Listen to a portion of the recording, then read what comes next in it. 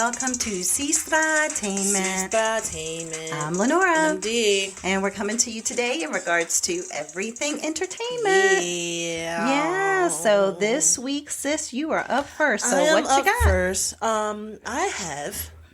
It's a great movie. Okay. It's called Ticket to Paradise. Ticket to Paradise. Yes. Okay. Now, this is on Peacock. You can find it on Peacock. It's a cute movie. Ah. And it has, like, the Julia Roberts in it. Oh, yeah. So this has Julia Roberts, George Clooney, you got Caitlin Dever, and you got Billy Lord. Okay, because I was like, wait, I know this name, but I couldn't put together what it was. But yeah, I remember seeing the previews for that. Yeah. So it's a really cute movie. I like it. So Julia Roberts plays the mother. Her name is Georgia. George Clooney is the father. His name's David. You got the girl Caitlin Dever. Excuse me. Mm-hmm. She's a daughter. And she's Lily. And then her best friend is Billy Lord, who is Lord Wren. Okay. Yeah. Okay. So what it is that this divorced couple, which is George and David, they have to come together for their daughter's graduation, right? George and who? Sorry, Georgia and David? Georgia and David. I'm sorry. Yeah. I missed that her name was Georgia. I thought you said George and David. I was like, wait, no, did I say George? No, I thought you said George. I'm sorry. It's me. I got to clean the wax on my ears. It's okay. No, that's fine. All right, so as they're coming together, as you see them, like the movie basically starts off this way. Okay. The daughter calls her father. Okay. And then, like, she's talking to him, blah, blah, blah, blah, blah. And she's like, hold on, Dad. Mom's on the other line. And he's just like, yeah, don't send her my love. So you already know how this is going to go. know that they're not horrible the bestest divorce. of friends. It must have happened, whatever. So they're fighting, bickering. And this is at the graduation. Gosh. You know what they're fighting over? What? The armrest. Who gets the armrest? Seriously? In the middle, in between us. Who gets it? Because you get an armrest on that side. Yeah, but you get an armrest on the other side. So who gets the one in the middle? Do I get it? Do you get it? Like, that's what and both their arms can't be on it. So therefore it's like one can't have the front and one can have the back. Yes. Okay. So that's a little weird. Okay. So they're arguing, bickering back and forth. So then their daughter, Lily, and her friend Wren. Okay. They are going on vacation. They just graduated college. Let's go to vacation. Let's go to Bali. Bali. Yeah, love a Bali. Right. Now, this is what happens. They get to Bali. They're having fun. Guy pulls up. Like, they get stuck in the middle of the ocean. Guy pulls up. And when he pulls up, Lily gets on the boat. And she's just like, oh, my God. He's, like, so handsome and beautiful. Oh, wow. I love him. Yeah. So now... Love at first sight. Yeah, love at first sight. So now what happens? Now she's about to get married. So now she has to tell her parents, hey, remember that vacation I was on? Mm-hmm. Yeah. I'm moving to Bali and I'm getting married. Wow. What happened? Georgia and David now have to fly from the United States to Bali. Mm-hmm. That's a long flight. That is a very long flight, but they are sitting side by side. Oh, gosh. Kind of like how they were sitting side by side at the... So then it becomes another graduation. struggle. Yeah. So this is nice, sweet lady. She's like, oh, you know what? I'll just sit in between you. I understand divorce. Yeah. Turbulence hits. What happens? What? They reach out and they grab each other's hand across the lady. What? And the lady's just looking like, what? Guess who the pilot is? Oh, I think I saw that in the preview. Yeah, it's George's boyfriend. Yeah. Mm-hmm. Yeah. That's I think I saw that. Yeah. So yeah, it's so many things. But it's cute though. So now they're in Bali and they are trying to do anything and everything to stop this wedding. They are stealing things. Oh wow. Yeah, they're like stealing things. They're just like making like little hints, like, this isn't gonna work. But I mean, like, as long as you're happy for now. So they're both in agreement that the wedding shouldn't. Yeah, because they're like, don't do what we did 25 years ago. Because then you'll end up like us. We just kind of got married really quick, and then now we're divorced and we hate each other. Okay. But with that being said, as they're trying to stop the wedding now, the boyfriend Gadi. Mm-hmm. Well, now the fiance Gadi, he's like figuring it out. He's like, okay, yeah, I can see it. They don't want me to marry the daughter. They don't want their daughter to move to Bali. So now it's like all of that. So now it's all the emotions of that. So it's like a roller coaster of emotions of happy, funny, sad, angry, and it's like over and over and over and over and over again. Okay. So, what ends up happening to me, how I see it, is that the movie's great. The ending could have been better. Okay. The ending, I didn't understand. Okay. It's like, is this happening or is this happening? Or is like this happening? Because I don't get it. Like, what is actually happening? Yeah. But I do like the Julia Roberts, George Clooney together. Dynamic. I do like that dynamic duo. And in a way, and I feel like it works. Yeah, and they are truly bestie friends in real life with their spouses, and so therefore it's kind of like cool to see that fun part of their relationship come out, and then even the nastiness that I'm sure they have to do to each other, they can make it fun. Yeah, you know what I mean? So I might have to check that out. And you know what? I've always wondered if Julia Roberts' laugh is real, if it's fake.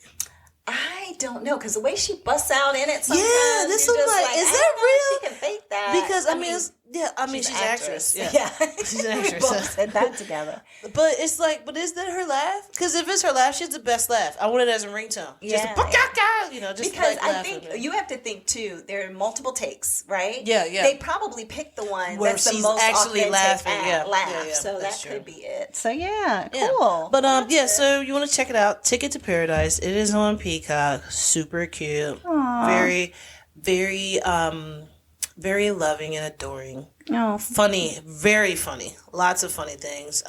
There is a dolphin attack. Oh goodness. In it. Okay. There is little kids crying. There is old people saying that people look like horses. It's a lot. Random. It's a lot of random little things. Yeah, but I like it. But it comes together. It's like little trinkets in the movie. I love it. Yeah. Well, there you go. Yeah. So what do you have, ma'am? Say the name of it again and where you found it. Ticket to Paradise, and it is on Peacock. Okay. Peacock. Great. Well, I know last week I spoke about the Golden Globes, so I just wanted to do a quick recap on something with that, because unfortunately a number of celebrities have tested positive for COVID after the Golden Globes. Well, I mean, that sounds about right. They are so crammed into that room. Yeah, no, but sitting on almost each other's laps. And all of that. So the interesting thing is Colin Farrell wasn't able to attend the Critics' Choice Awards because of the fact that he got that just happened right afterwards. So people had to test to get into the Critics' Choice Awards, and if you were found positive, you couldn't participate. So Colin Farrell, Brendan Gleeson, Jamie Lee Curtis, and Michelle Pfeiffer, all of them tested positive after having participated in the Golden Globes. So for people who are saying COVID is over, so it's not COVID's over. never going to be over. No, it's never going to be over. Now, here's my question. So those people, they are sitting at tables with all these other people. Did those people... I think everybody just at least had to get tested, and then if you were tested and you could make it, so she wasn't able, like, for example, Jamie Lee Curtis wasn't able to be there for Everything Everywhere All at Once, and they ended up winning a ton of awards at the Critics' Choice, but she couldn't be there for it. But she's sitting at the table, the Everything Everywhere All at Once table. Choice. Oh yeah. Oh, I was talking about from the Golden Globes. Yeah, from the Golden Globes. Even if they were near each other, it just depends on how COVID does what COVID does. And then also, what was the time difference between the two? Do you know? It was not too long. I think the Critics' Choice Award, it wasn't even 2 weeks. It was very close to time frame. Okay. Yeah. I was just wondering because that whole stage of like when it's going to hit you. It may have been 5 days or something, 5 or 6 days or something. It wasn't that big of a difference because I was just like, we were just watching the awards. What awards is this? And they were like, oh, the Critics' Choice Awards. So, but Michelle Pfeiffer was supposed to actually give an award for like a lifetime achievement type award to Jeff Bridges, but she ended up having COVID, couldn't do it. So she put on her Instagram, she wrote, "Yep, COVID." So it's like, so based on that, they had John Goodman come and do it. So anyway, I just wanted to, put that out there. Jamie Lee Curtis even she said, sadly, this head cheerleader is not going to be at the all weekend festivities cheering on her friends and colleagues. Living life on life's terms. So basically, it's just, she seems like a nice, like down to earth person. Yeah, in that movie, maybe not so much, but just in the movie, I know. Oh my God, she had some interesting scenes in that Absolutely. movie. But I mean, but it's funny though. Yeah, it's hilarious. I do it's a very you can see her movie. range. Yeah, I'm surprised she even did it. No, she did. What was? I know she does all the screams and Halloween. No, I'm not talking about that. What was the one she did with Arnold Schwarzenegger? True Lies. True Lies. Yeah, that was so funny. What with her trying to like do the little sexual dance, slipping off of the door sill, whatever, falling down and then getting up. She does little funny quirky things like that. So I get it. So anywho, but just wanted to give kind of a little update to the Golden Globes information that I shared last week. So, but the show that I wanted to talk about this week is an interesting one, and it won't take me long because, me and my hot mess shows. Lord, me, and I want no hot mess in my life, but my hot mess shows. So everyone buckle in. Let's go for show this ride. On TLC called MILF Manor. See, this is the crap that I'm talking about. Wait. You have to wait until I tell you the subject of this. So it's 50-plus-year-old women who basically are there, and they're coming to this beautiful resort, and I forgot even what country they're in, but it's like the Bahamas or, somewhere out in the Caribbean. Okay. And so they're telling these stories about, hey, I just personally, I've gotten through a divorce. I want a younger man. I love younger men bodies. I love younger men's abs. I just want to be with younger men. And they're going through the story, and I'm watching it, and I'm just like, I'm picking up a pattern here of all these 50-plus-year-old women. Some were like 60, but or close to 60, and they just love young, hot guys. Some have been married before, some are divorced. All those kind of stories, right? Some been married for 10, 20, whatever years. Okay. So what ends up happening is while you're watching it, I started putting some pieces together, right? And I'm just like, okay, all right. Oh my goodness. So then here they go. They're getting ready to meet the young men. When they go to meet the young men... Are they meeting them together, like all of them in a group? So it's like all the women standing in a line. And you can already tell the insecurities start to play because with some the of them... Yeah, between the women. Because, they're just like... One lady is like, well, I'm, the biggest woman here, so are the guys even going to like me? Mm-hmm. They have all these beautiful Barbie doll, plastic surgery ladies who are here. This one's very outgoing, really aggressive, The one with 6 kids was the most aggressive one in the whole place, where she's just like, hey, everybody, want me to make y'all shots? And she just like walks behind the bar. She has 6 kids. She did not do any of that when she was growing up. She was raising kids. Now she's doing it. Now she's living her best life, I guess. And so what happens is like, even when it was just the women, she's like over the top, extreme, like, hey girl, let me make y'all shots, let's do this, let's do that. Is this real? Is this fake? I think it's real for her, it's like when all the other women see it, they're just like, oh my she's God, annoying. like she's just gonna be over the top, the whole time we're here. I'm pretty sure this is one lady's like, I haven't had my coffee yet. Sit down, leave me alone. Not quite, but yeah, something to that effect. So anyway, some of the women, so I'm watching it. First 15 minutes, right? Into it, hearing all the ladies' stories, the whole 9 yards, some, their husbands have passed away, whatever. It's all these different stories that you're hearing about. So then they're all, like, so excited to meet these young men. The door opens or the curtain opens or whatever they did on this resort. It's all their sons. That's what I was going to say. Is it the guy? Oh, my God. So Wait, hold on. So each of these women, as they were telling their stories, you see that their son, like all of them had sons. All of them had sons in their 20s. Something to that effect. Maybe a little old, like 20, 25, something like that. That's how young they want the boys to be. Yeah, they want the little hot young things. So anyway, each of them said, like, oh, well, I knew I was going on a show. I want to watch this now. And then and my son was going to the Caribbean, or my son was, going to be on a dating show. I had no idea that we were both going to be on the same exact dating show. So now these women who already were insecure with each other, already feeling like, I feel some kind of way about this woman. Now she's trying to come at my son? Now she's trying to talk to my son? Oh, no. I'm standing in the way of that. But, oh, by the way, I'm trying to talk to her son. You ain't talking to my baby, but hey, baby, come here. So then that mother is like, whoa, wait a minute. You're not talking to my son either. So it is so ratchet and so crazy. Well, I can't say ratchet. What is it called again? MILF what? Manor. I'm looking this up right now because I'm going to binge this. My goodness. Then the thing is, the sons have to stay in the room with their moms. This is all first episode. Okay. Sons have to stay in the rooms with their moms. So then this one mom, the 6, kids' mom, she's just like, son, stay out. I'm going to put something on the door. Like, you can't come in or whatever. He's like, wow. Mom, don't do it. Like, you can tell he is like embarrassed. Mom, like, seriously, Mom? Like, this is the first night, like, calm down. So then she ends up meeting this guy at the bar. She's talking to him and they're connecting and he's in the room by himself. He comes to the top of the stairs to where the bar was. Mom, what are you doing? Oh, my God. So it's ridiculous. Then you have one mother who is just like, oh, no, my son is so quiet and so nice and so this and so that. Why does he end up hanging out with that lady at some point? I'm pretty sure that he was like, she just enthralls me. She's so exciting. And she has so much vigor in life. And blah, blah, blah. Okay, first of all, this is really weird because now the guys are basically dating their own moms by dating other people's moms. Yep. Okay, so... And then the other piece to it that's kind of weird is the moms have to be blindfolded, feeling up on the bodies of all of the guys to pick out which one is their son. I don't want to watch this anymore now.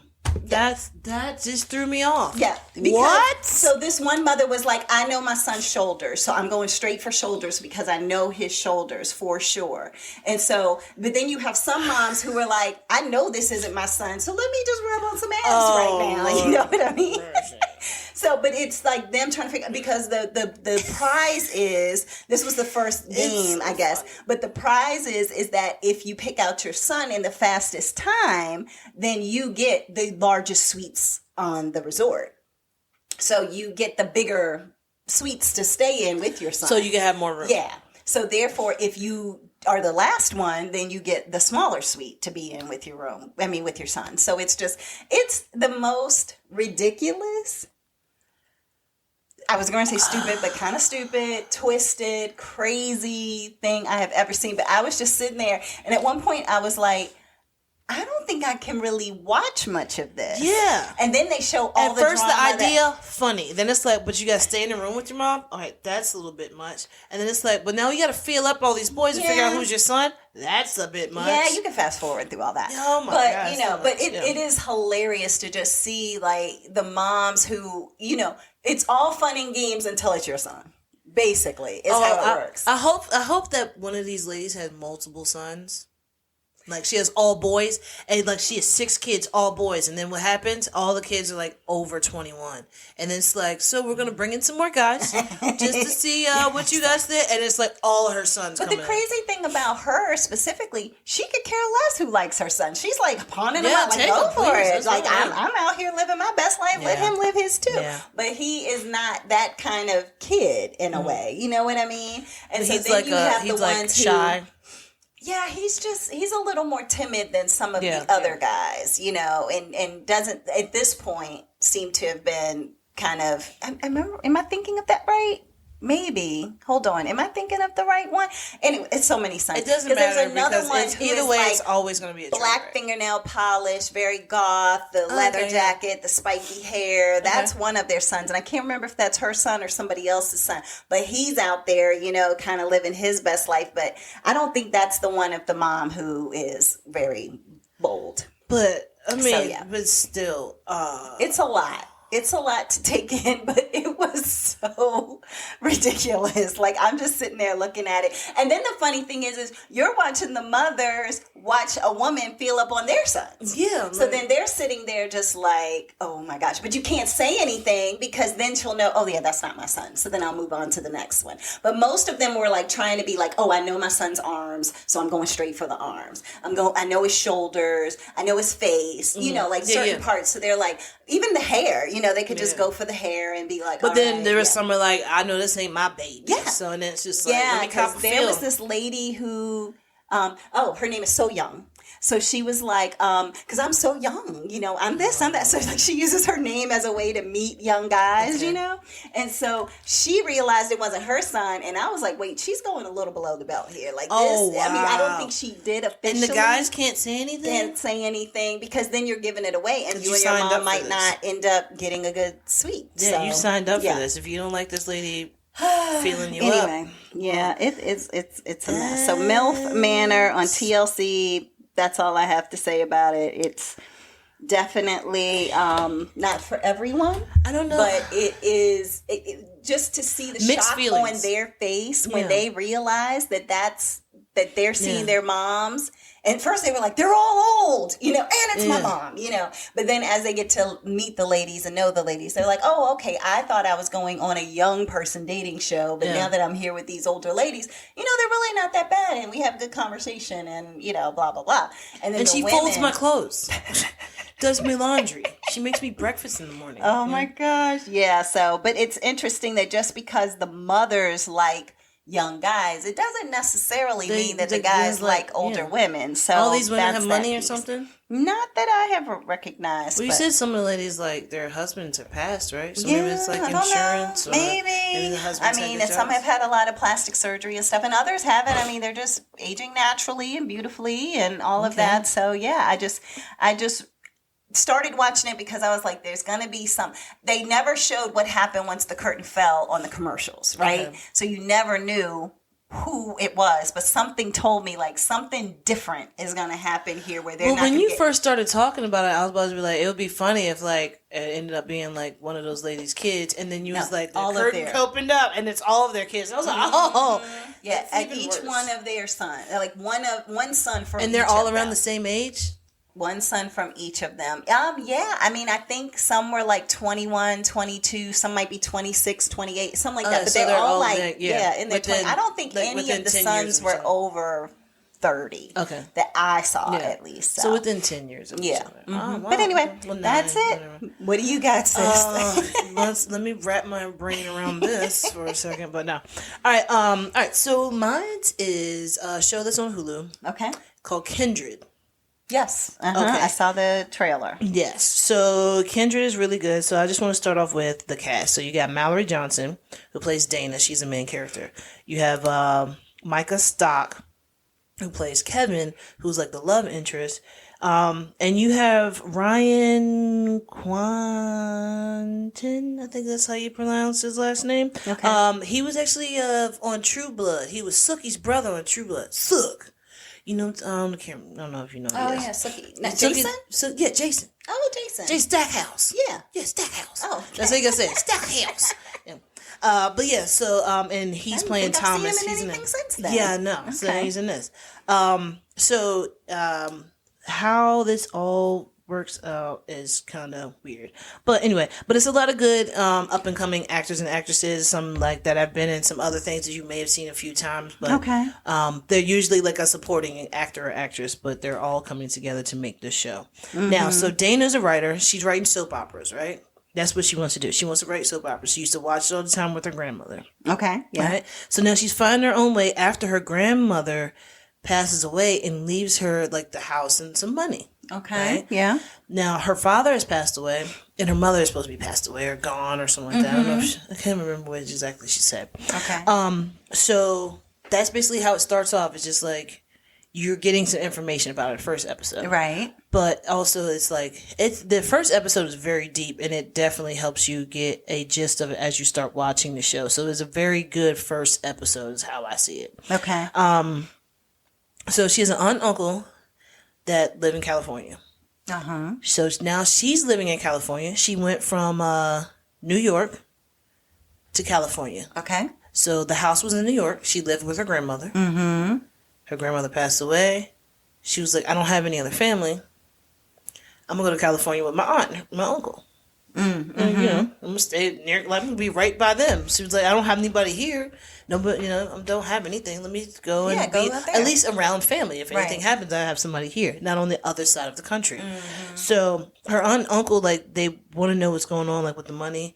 And then she tells them, well, they don't even like how it starts off is she was like, her aunt says, so what are you doing? Like, where are you living? She was like, oh yeah, actually I bought a house. And they said, you did what? How you gonna buy a house with no job? And they started automatically just going into like bashing her. And she was like, well, grandma left me the house, so I sold it. And I moved here. She was like, y'all are the only family I have. And they're still like, okay, I see, I understand what you're saying. But you sold my mama a house? Like, that's how it is. So it's but if your mother left the house to her, it's like it's like drama. Yeah, it's drama. The typical family unresolved drama that, always happens. So she meets this guy. Dana meets this guy. His name's Kevin. They keep bumping into each other. It's a meet cute. That's what they call it. So it's like they like bump into each other, and then they bump into each other, and then they bump into each other. Okay. And then they end up bumping into each other. Okay. If you know what I mean. In the biblical manner. So she's like, she really likes him. He really likes her. Like, they spend days together and stuff like that. And, like, she needed to buy some stuff for the house. So he just drove her. Okay. He was like, hey, if you need, like, help getting around, like, you don't have a car, I mean, I can be, like, your Uber. So, that's kind of cute. And that's how they end up, meeting up with each other so many times. So she falls asleep.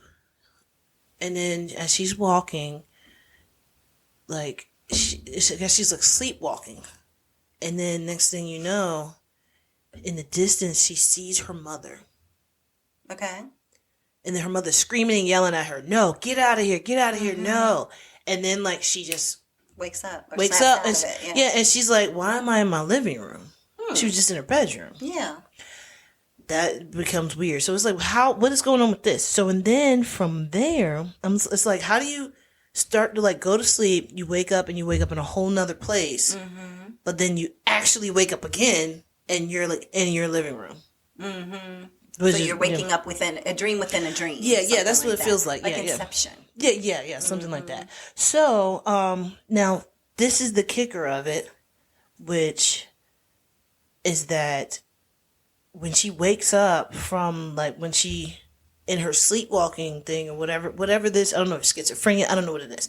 I mean, I know what it is, but I'm not going to give it up. You can't give it away. But she ends up being on a plantation during slavery. And now Kevin's staying at the house with her. He had helped her like put some stuff together, they, bumped into each other. And then he hears her screaming. And he goes and like, why is she screaming? He goes to her. She's standing up against the wall with her hands up. Yeah. And that's because in her sleepwalk, whatever, in her brain, she was just on a plantation, gave a little boy CPR because he had died. Like he had drowned in a pond. So she pulls him out, gives him CPR, hands him to the mother, and then the father comes from out of nowhere, who is Jason Stackhouse, and he comes from out of nowhere and goes to put a gun up to her, and like she's gonna shoot her, and that's why she's screaming, and she's like crying, like she is, like, you can tell she's like, I was about to die. And then that's when it all starts to get so weird. She picks up a cat. Next thing you know, like she's holding like a cat. She's like, where'd the cat come from? She's like holding the cat. Next thing you know, she sees rocks in her living room while she's standing in the kitchen. And then she's like, what? And then she sees water and she's like, no. And then next thing you know, boom, she's back on the plantation. So she can tell when that's getting ready to happen for her. Well, I mean, so it's signs. like, so that's what I was like, it's like schizophrenia, I guess, because it's like you seeing and hearing things that isn't there that nobody else can see, but it's really weird. I mean, like, it goes into it. I mean, it's 8 deep episodes, but it goes into it, and I like how they how they broke it down, but then also I don't know where it's going. Okay, so it's left room for a second season. Oh, yeah, it's left room for a second season. Okay. So, now what ends up happening is, while she's, doing her thing, she goes to this mysterious other place, and now Kevin's there. Okay, yeah. But Kevin's like, why am I here and where are we? Oh, so he's recognizing it. Yes. Oh, I thought that it was something that was just in her own and mind. then she's just like, okay, hey, look, you have to say that I'm your slave and you're my owner, because he's a white guy. Yeah. And he's just like, I got to do what? I can't can't walking do around that. free. He's like, I can't do that. So, I mean, it gets deep. It gets really into it. But, all right, so no spoilers. It's strange. It's an eerie kind of show, but it's good. So, like suspenseful or not creepy? No. It's scary. like, when I say eerie, it's like you're just trying to figure out. Yeah. So I see it like, if you like Twilight Zone-ish. Oh, okay. Type shows. Gotcha.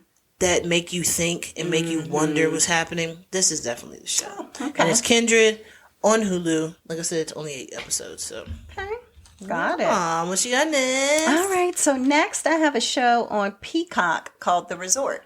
Oh, okay. So The Resort, it has a cast of Kristen Milotti, and she plays Emma, and she is the person who was like, came in at the end of like How I Met Your Mother. I won't give that away, even though the show hasn't been on it forever. But she was in that. She was in Palm Springs as the actress, the female actress in that. So you have William Jackson Harper. He's in it as Noah. He was Chidi on The Good Place. Yeah, I was going to say it's Chidi. Yeah. Yep, Chidi on The Good Place. Then you have some other characters. One is Nick Offerman. So that is Megan Mullally's husband, and he played on all types of shows and Parks and Rec and different things, I think. So you have a gentleman by the name of, and I'd never seen him before, but Luis Gerardo Mendez, who played Baltazar Frias, and he's a main character. I've seen him on some stuff in this. before. You have Skylar Gisando, who is Sam. Yes, he's a good little actor. I like him. If you haven't seen Righteous Gemstones, he's in it. Definitely check that out. I haven't seen that. Yeah. So you have Ben Sinclair as Alex. You have Debbie Ryan as Hannah. So there's a lot of different cast of characters in here that you're looking at and you're like, oh, okay. So anyway, it's on Peacock, again, The Resort. It's basically about a husband and wife. So they go on a vacation to a resort. They're not really in a wonderful mood, you know. It's like you can tell there's some distance going on with them as a couple as they're getting there. They're celebrating, I believe, an anniversary. Okay. And while they're there at the resort, they're trying to do fun things. So I think the husband talked the wife into doing an ATV. So they're on the ATV. She's like, you know, not really feeling it at first, but then starts to feel it, but then falls down a hill. Oh, so in the process of that happen, and she falls off of it, she lands at the bottom of this hill and she discovers an old-fashioned cell phone, like a flip phone. Okay. And she's like, okay, that's interesting. So then she doesn't say anything to anybody. She just takes it on her own. She starts to do some research, and she finds that a few people went missing on that island years ago. And she discovers that the cell phone that she found is one of their cell phones. Oh, she goes to this like cell phone shop on the island. She figures out something with SIM cards and gets a charger, like an old school charger or whatever. Right. And like, because she needs something in her life. Let's just put it that way. She's lacking something. She's lacking something in her life. So this is her, you know, her thing that she was focused on. Got it. So the rest of the story really involves her trying to figure out what happened. She brings her husband into the loop, who is Chidi, and he's just like, okay, well, cheating, I call him not cheating. No, cheating. Yeah, exactly. From The Good Place. I'm saying the wrong name. In this show, he's not that name. But anyway, so she brings her husband into the understanding of what it is that she found, what's going on, and he's kind of interested as well. And so basically, this breaks into a full-blown adventure for the two of them. Like, a whole lot of paths, a whole lot of quirkiness. You have a lot of eccentric characters on here. So, for example, you have the man that owns the resort, Alex. He is slowly getting dementia, but he's young. He's like maybe in his, I don't know, late 40s, early 50s, something like that. Something Alice or whatever. There was a movie that was like that too. Oh yeah, I think I do remember that movie. Yeah. Mm-hmm. Julianne Moore. Mm-hmm. Yeah. Mm-hmm. Yeah, so he was getting dementia. So he is painting a mural on the wall of the things that he remembers, or the things that he thinks he remembers. So he's painting all these things, right? And then you have the gentleman who is the guy who. Gosh, I forgot what his Frias. The last name was Frias. Yeah. And so he actually is somebody whose family is very wealthy, but he's on this resort working. And you're like, why is that? Well, his family is like tailors. They have designed their own clothes. They want him to run the factory, the whole 9 yards. He didn't want to do that. Yeah. He was like, I grew up my whole life wanting to be a police officer or a security guard. So the owner of the resort hired him as head of security. So that's why he's there. Okay. But then there's a whole dynamic that goes around him and, you know, what's going on. Of course, it can't. And not be. No, and plus people went missing. So then there's that whole dynamic of the people who went missing, the phone that she found. Yeah. It's like, what happened? How is it that the two people that went missing are both in a picture on this person's phone, but they didn't know each other before being on this resort? So how did they even meet? It was this whole like story of how did a guy who came to the resort with his girlfriend end up taking a picture with another girl? And then a huge storm, a hurricane comes and hits the island. People die. And it's like, what in the world? I don't know. When I go to resorts, I see new people all the time. Like, you know, when we went to Mexico, we were talking to just random people all the time. Right. But it's just the likelihood that two people who don't know each other both end up missing at the exact same time. And what dynamic does that play into him with his relationship with his girlfriend or fiance or whoever it was that he came to the resort with? He also came with his parents. She came with her father, who is actually... so the picture's on the flip phone? The picture is on the flip phone of somebody who took the picture for them. Not like a... It could have been the girlfriend. No, it wasn't a, what do you call it? A selfie, of course, at that point. That's what I'm saying, So anyway, so you have all of these different dynamics that are going into play. And so you're basically trying to figure out how this phone can help this husband and wife not only like kind of find out what happened in regards to these people. Are they going to solve this? I guess you can't even say it's a murder because you don't know what happened. Exactly. But is it a murder? Is it that they just got swept away by the storm? Is it something else?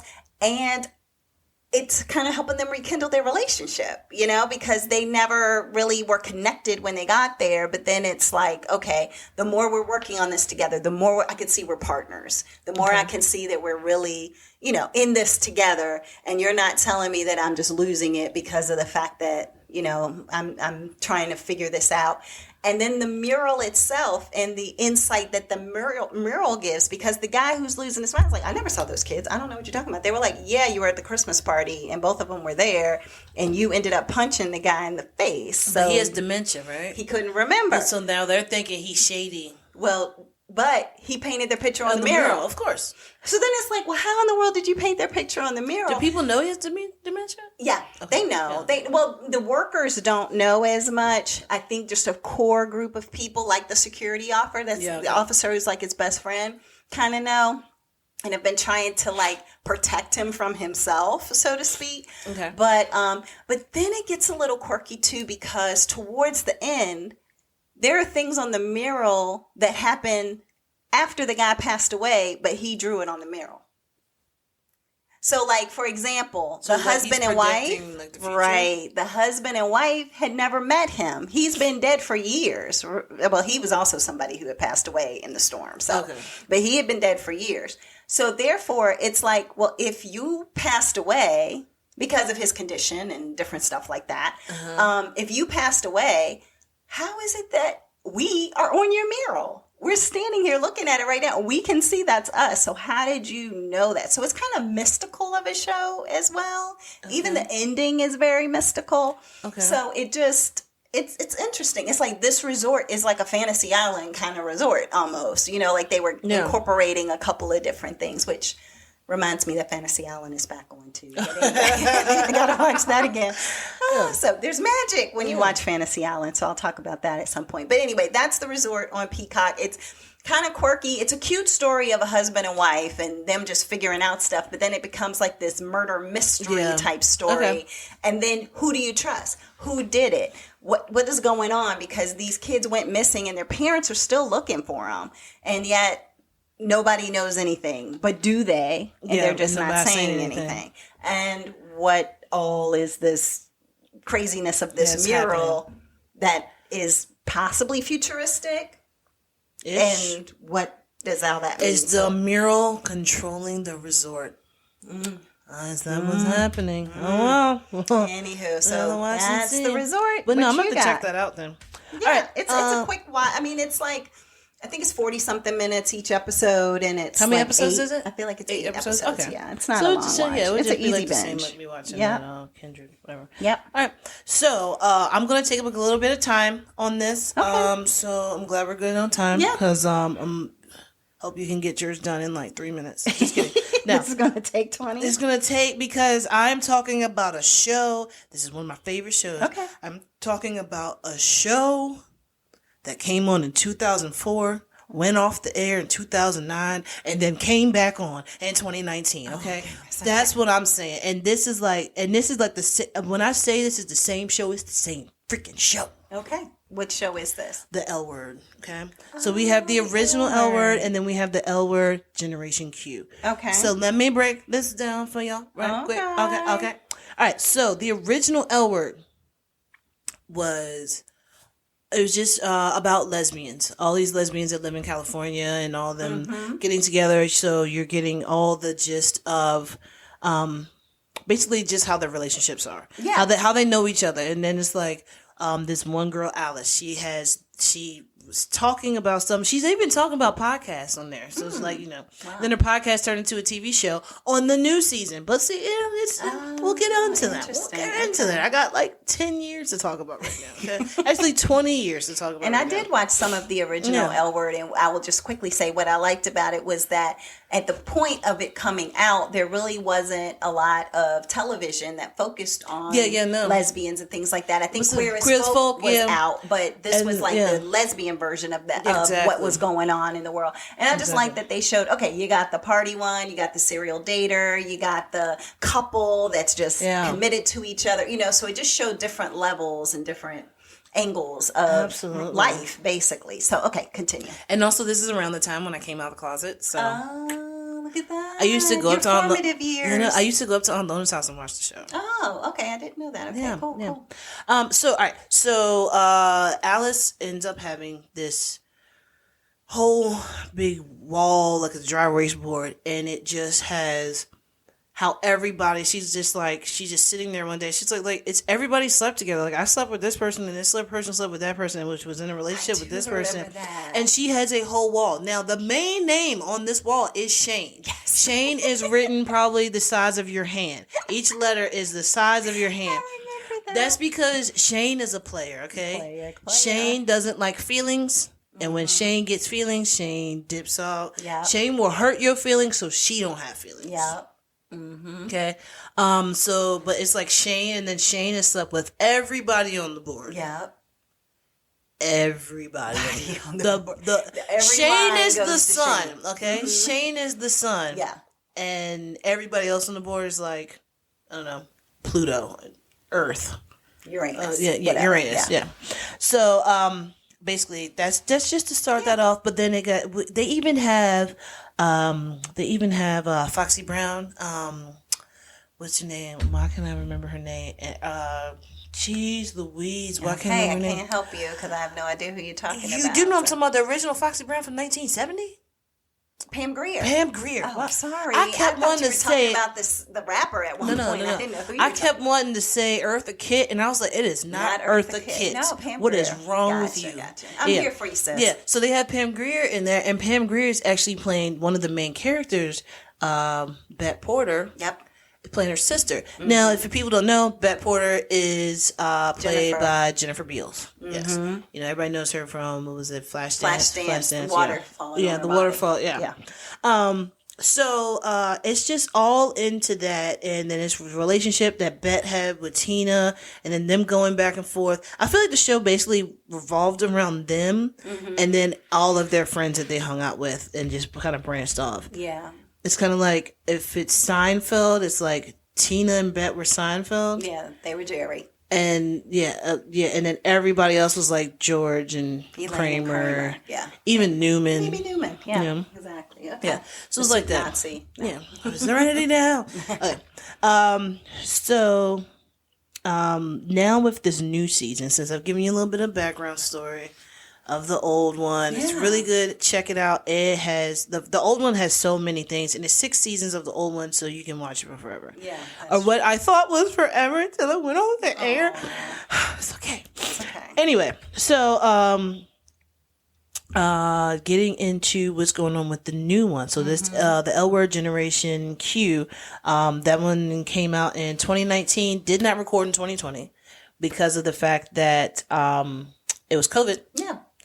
But then I was like, it's never coming back on. I was like, did they just do this to piss us off or to tease us? No, they actually brought it back in 2021. Yay. So I was happy with that. So, so now it's 3 seasons of it. It's in its 3rd season now. It's on episode 9. The last episode is going to be airing, I believe, I think it's going to be that last episode. I feel like it's going to be, Showtime does like 10 episodes, right? Typically. Yeah. Yeah, I feel like so I feel like the last episode is going to be on this Sunday coming up. Well, actually, today is Sunday because we're recording and it's supposed to be Sunday. Yeah, there you go. So, what you have from the original L Word is you have the 3 actresses. So you have Bet, Shane, and Alice. Those are the 3 main names. Okay. Alice is the one that had the big board. Back. Yeah, they all came back. Okay. Alice has the big board. Yeah. Shane's on the board. And then Bet is like, she was, the main character. Yeah. Like one of the main characters. So, so what it is that they are really into their careers and they're getting to know like the younger LGBTQIA plus people, like all the little alphabet mafia. And they're just like, oh my God, like I can see how that person reminds me of such and such, blah, blah, blah. And then they're just like watching them. And they're just like, oh, we can befriend them. They're actually all right. Yeah. And then it's like, some of them's like, all right, you're annoying. You need to calm down and go sit down. Like I didn't know what ADD was or ADHD until I see you. Yeah. So, it's kind of cool how that is, but, the show is like a soap opera. Okay. So many ups and downs. So you have love, you have stress, you have drama, and it's like they always say, sex kills. I mean, sex sells. So therefore, sex everywhere. It's like softcore porn. Oh, wow. That's how it looks. I'm just like, I'm uncomfortable watching this myself by myself. Like, what is happening here? Yeah, no, oh my goodness. It's like that. So is Shane still the same? I mean, you're probably getting to it, but is Shane still the same Shane? Or has Shane calmed down a little? Shane in a relationship? So what people don't realize is that Shane and Bet are the same person. Okay. The only thing is that Bet has always had one person in a monogamous relationship. But she be doing her own thing. Bet has always been a cheater. Bet's thing was she would date someone and then cheat on them to date somebody else, to cheat on them, to date somebody else, to cheat on them, to date somebody else. That was her ongoing thing. So that was Bet. Shane was just like, I just want to sleep with you. Yeah, I'm not trying to. And then I'm going to sleep with somebody else, and I'm going to sleep with somebody else. Okay. I don't want the relationship. So, yeah, people don't realize that. And there's people like that in all areas of life. It's not just a lesbian, a gay, a straight. It's just in general. There are people who are like that. But you have to be true to yourself. Like, at least Shane is consistent. And Shane is Bet is consistent and true too. But no, because the person that she's with doesn't know that she's a serial cheater. Oh, well, I mean, so here's the thing. Okay, so with the first L Word, the original one, with that one, it is, how do I put this? Okay, so I don't know. You're pausing a lot though. So I know. I'm trying to think of how to say this. All right, so it was always said that Bet was a cheater. Okay. Because I think Bet and Alice like hooked up one time, and it was like that didn't work. And then it was, I think, and then Bet and Shane are best friends. Like Bet's daughter, Bet and Tina's daughter, who is in college now. Oh, okay. Shane is her godmother. Okay, got it. Yeah. Like, so it goes into that. Okay. But let me continue this. Yeah. All right. So it's the only show that I know of that goes off the air and then comes back 10 years later with some of the original cast. And then look, this is the 3rd season, and they are bringing in some of the old cast from like season 1 of the original L Word. season 3. What's doing that right now? What? That 70s show. Oh, yeah, because they're doing that 90s show. And they brought back the parents. Yeah. They're bringing back some of the actors. They stole that. They stole that from the L Word, though. But it's fine. But yeah, so. But I feel like with the L Word, what it was like everybody who watched it when it first came out was probably like around my age, and then they go into the the movie business and like showbiz, and they're just like, you know what, we should bring back the L Word. Yeah. And it's the same with Sex and the City, even though they had some movies in there, but they brought back the TV show, and it was years later. Yeah, they've had 2 seasons or something. Yeah, who's on it? I didn't even know. The exact same cast, other than Kim Cattrall. Oh, it's a TV show though. It's just movies. No, they just started doing. Oh, TV because shows. right, you said "And Just Like That." Yeah, that's the like TV that. show. I see. I never watched it. I thought it was the movie. Nope. So so it's a few things that have done that, but yeah, no, I think that's great that they brought it back, and how I see it. All right, so that 70s show and that 90s show absolutely is the same thing. Mm-hmm. But as far as like the Sex and the City? Sex and the City, they had movies in between. Yeah, they did. So it was still like, you were still following the story. But exactly. I think for people, like how you said, my generation was thinking this, and now they can see them as they've grown up in different scenarios, and they might be living the same lives. But I think some people think of that with Sex and the City too. They're like, I always wanted to be that person in New York, walking around with my frou-frou dress on and my big heels and my big flower, and looking for my big Mr. Big, and then how my life has changed just like their lives have changed. So I think some people can connect to the two, but But but the thing is like, so when I feel like the L Word for the original season, I mean the original L Word, not the Generation Q, that one ended abruptly. Yeah, because it was canceled. It was canceled. Yeah. I don't know who canceled it. Yeah. It didn't work. It had a following. It didn't work because we're back, okay? I'm part of the cast now. Nobody knows. Okay. It's fine. You're behind the scenes. I'm behind the scenes. Mm-hmm. I'm the person. You know how they have like the wires on the floor? Mm-hmm. I tape those down so you don't trip over them. That's my job. Okay, that's your job. I thought you were extra, but okay. No, that's my job. Okay. That's my job. Mm-hmm. I don't want to be extra. I want to be on TV. Okay. Don't look at me, okay? Please, no photos. No photos. Yeah. But, yeah, I mean, like, when it first went off the air, I was, like, upset. Yeah. I was like, I've only been upset about 2 shows going off the air. The L Word and Robin Big. I will talk about that one day. But those were my 2 shows. Mm-hmm. And then they, like, I felt it might have been all in the same year. Yeah. It might have been a very depressing year with TV for me. I don't know. Terrible. But, yeah. All right, but, like, so, just to break down with the new one, how it is with the old one. So, with the new cast, you have Sophie, you have Danny, Finley, Gigi, Nat. They're bringing in so what I like about this one is more diversity. Okay. Yeah. You have somebody who's handicapped. Mm-hmm. You have in the first one they did have transgender. This one there's more transgender. And I mean it's just a lot. So let me break you down. When I say it's like a soap opera, let me explain to you this. I'm going to name off some people who have dated some people. Just remember, Alice has that board. Yeah. Okay? Okay. All right. And I do want to talk about my topic for a half a second. No. Just really quick. All right. So, you know with Shane being the middle of that board, Shane wait till the nucleus. But just wait till I read this. Okay. I'm ready. So it's got Sophie and Danny, right? But then Sophie and Finley get together. Okay. But then Finley had already messed with Rebecca. Okay. But then Danny gets with Gigi. But Gigi has kids with Nat. Okay. But then Gigi, Nat, and Alice end up doing stuff because Nat and Alice were together, and it was like a throuple for a while. Okay. But then Alice got with Tom, who was Donald Faison. Oh, okay. But then that really didn't work out. So what happened was Gigi ended up getting with Bet. Okay. That didn't work out. But then Bet got with Pippa. That didn't work out. Then Bet got with Felicity.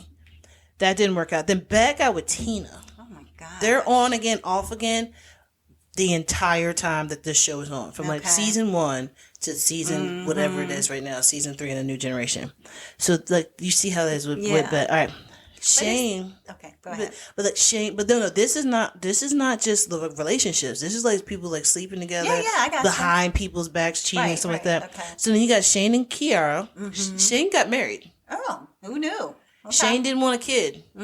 Kiara shows up. It's like, did you want to sign divorce papers? She was like, okay, we can sign divorce papers. She's like, but I'm pregnant and I want to be with you. She was like, well, I don't know how this is going to work because I love you. I want to be with you. I don't want no kids. So therefore, some ain't going to work. Yeah. Something's got to give. Okay. So you get Shane and Kiara, and then you have Shane and Tess. How did she get pregnant? While she was with Shane, she got pregnant, or when she met Shane? No, while they were separated. Oh, while they were separated. Yeah, because they were trying to do a divorce. That's what threw me off. Okay. So then you have Shane and Ivy, who is the singer Kehlani. So it's so much going on this show, and there's 3 seasons, and this is just from that. Yeah, just from that time frame. Yeah, and I have no idea who these people are, but does this feed into what some people?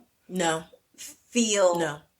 I don't know what you're going to say about it. I think I know. I was going to say the promiscuousness. I can't even think of how you say the word, but how promiscuous people think or assume that gay people are. Does this show feed into all of these relationships and all of these things? No, there's still emotion. There's emotions in it. It's not just, hey, what are you doing? Let's go in the bathroom. Yeah, because they would do that for like a queer as folk. Or that's because men are different than women, though. But with all of that you just went through, it sounds like it's not very different because... Well, this is 3 seasons. Yeah, but that's a lot going on. I mean, I don't know. 3 seasons is 3 years, and what? So Shane, some level of Shane was in 3 relationships in 3 years. Okay. Bet was in 3.5. I thought you said Beth's name a whole lot more than that. I said it 4 times, so that's why I said 3.5. Oh, okay. Gotcha. You know what I'm saying? But yes, it's like it's overtime. It's over the first 3 seasons of this. So and no shame at all. That's not what I'm doing here. I'm just not wanting to promote a show that is feeding into stereotypes. Maybe no. So this is like what the thing is with this is like because everybody is woke now. So everybody who's playing the part is playing. Like you're not gonna be trans playing like if you're trans you're not gonna be trans actor is playing a trans character exactly unlike the show Transparent yes that kind of so that's what I'm saying and then it's like so everybody is like in their own way but I will say from the original cast not everybody is a lesbian but that was back then and we still love them to this day. Jennifer Beals is never coming on our side, but everybody wants her to. But it's fine. Okay, it's not going to happen. Yeah. But so that was that. Okay, you have 3 minutes for real. I was joking. But no, please take your time. I really had to get this off my chest about the L word. No, I appreciate you sharing that information in regards to the L word. Yes. I guess the thing that I'll do a little audible and just talk about something really briefly. It's our podcast. We can go over I just want to be for the people. We go over for occasionally, but I don't want to go over and make it like a 15-minute conversation. So therefore, I'm just going to talk quickly about a show called The Vow, and they had The Vow Part 2. So this was the Keith Raniere scenario of what was going on. So The Vow Part 2 on HBO, it actually was speaking to the situation really about him getting caught and everything that took place. For those of you who maybe didn't catch the podcast where I talked about The Vow, it was a documentary that was created by people who were part of NXIVM. And you may have heard about that. Right. Yeah. That's right. And so they actually were members and it felt like a cult and the women would get branded and it was like a sex cult is what people called it. And so you have all these different people who, were involved in the first series or season of this. And then they realized, you know what? This just doesn't seem right. It doesn't sound right. This is bothering me. I'm not feeling like this is healthy anymore. And so they ended up leaving and defecting, I guess you would say. And then it's like one of those things that once you do that, nobody wants to talk to you. No one wants to be around you. Those kind of things. And so basically people would leave, and if you left and your family didn't leave, they don't talk to you, they don't engage with you, like you're kind of out on your own basically, and they almost like turn against you because they're so believing what Keith has to offer. Now Keith is a person, and in the second season they talked about where he would put himself around certain people who could do great things, like for people. So for example, you had Nancy, can't remember her last name right now, but she actually was someone who was able to kind of come up with ways in which she could help to train people and teach people, and they would lose their stutter. Like, they would just be people who could just go from, horrible, stuttering and can't really get out sentences like I can't right now, to then be able to like talk in front of huge, massive crowds and not feel the fear and not, have any speech impediment at all. And you're just like, wow, like it's such great work that these people are doing. So that sells you also on it. And then you had people who joined it. Some of them were actresses, and they would recruit other people to come in and participate. And then that just made it more of a feeling of, oh, you're somebody of authority, you're somebody who's famous, you wouldn't be involved in this if it was something that wasn't real or true. But then in the second season of The Vow, you just see how it all just starts to fall apart, and how even Nancy, someone who was side by side with him and was like, we're lockstep. Yeah. And then she was like, but wait, what's going on? What is this about a sex cult? Like, I had no idea. Like, I'm doing the right thing. I'm teaching everything the right way. Yeah. I'm realizing that I thought he was just hitting on me. I didn't realize he's hitting on me and my daughter and her friend and this actress and this person and that person and a 15-year-old and this and that, and lock somebody in a room. And they, supposedly locked somebody in the room, but they made one girl stay in a room for probably 2 weeks. And they brought her food. She couldn't leave. They made her feel like... Where did she go to the bathroom? In the bucket or something? I think they had to escort her for everything that she would do, but basically 23 hours of her day, probably 23 hours and 30 minutes, were all in this one dark black room, no window. She said she felt like she was going crazy. And then what ends up happening is that she just realizes enough is enough. And guess what? They had brainwashed her so much, all she had to do was open the door. She didn't even know the door was unlocked. She knew it was unlocked. That's how much they had brainwashed her, that I'm in trouble. I am bad. I am not good. And to prove to them that I am good, I'm following the rules. And the rules are you don't leave. So therefore, at some point, she was like, you know what? I don't deserve this, and I'm better than this, and let me just go ahead and leave. But that's the brain manipulation that some of the people were doing. I wonder how long she was in it. Like, was she in it from childhood? Like, is that all she knew? That's the story, too, because her parents dropped her off there. Her and her sister. Wait. It's ridiculous, because they believed in him, and they were from another country. So they just felt like this was a great place to have your kid with all these people around. They can get, assimilated to America. They can learn a lot of different things. And he has a great process in which he's teaching. So therefore, let's leave our children here. And the parents still to this day say they had no idea that all this stuff was going on. But it's just a lot. So I know we're over, but it's The Vow. It's on HBO. And it's one of those things where you just watch it. And even to this day, he still has followers. He's in prison. Get out of here. Yeah, he's in prison. And they'll show people dancing and waving at him. And he has a window, so he can look out the window. And you see him waving. He'll use a little flashlight to try to write words and have them to see messages from him and things like that. They'll call him in prison and Didn't all they do of this that with kind the of serial stuff. killer too? People just back in the day, follow anything and anybody. So Charles Manson, didn't people do that with Charles Manson? Yeah, people wanted to go visit him and marry him outside and everything. Like that. But so they'll stand outside and they showed it, and some people were like, he didn't do it to me. He didn't bother me like that. He didn't, I just don't understand why so many he ain't people... find you attractive. I don't know. And then the guy who he helped with the speech impediment, that person is still like, but... I understand that one of my dear friends is saying this is what happened to her and she's not talking to me anymore, but he changed my life. Yeah, that's true. So it's that's like tough. all of these weird scenarios and emotions. And so The Vow on HBO, if I would say start with number 1, so the first season, so that way you can truly get an understanding. And then after that, if you want to move to the second season and see how it all started to crumble and fall apart, and how they found him in Mexico hiding, and he was trying to be on the run. But if you're not doing anything wrong, why are you on the run? So it's a lot. It's a lot, but it's powerful for people to know. Yeah. Because it stops you or your family members from being in those situations. Exactly. So. But all right, everybody, we are done for this week. So thanks for listening. We'll see you next time on Sestra-Tainment. Bye.